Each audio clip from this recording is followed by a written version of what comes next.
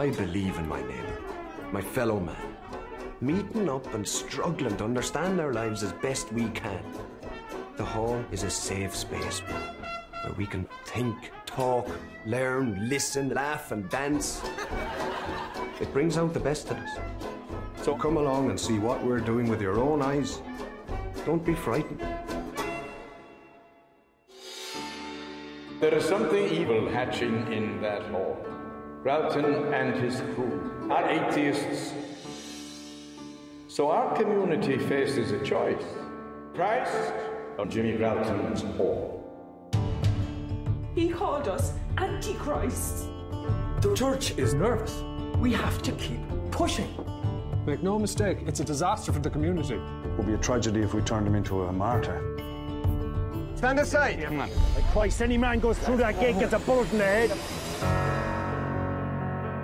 From one battle to the next, I feel so trapped in it. I want Gralton! He's under arrest! What for? No, you can't take my son! Part of me wants to scream. Part of me wants to ask, what is my crime? Why is an old tin hall so dangerous? It's not just a building, it's what we are. And we have to protect it.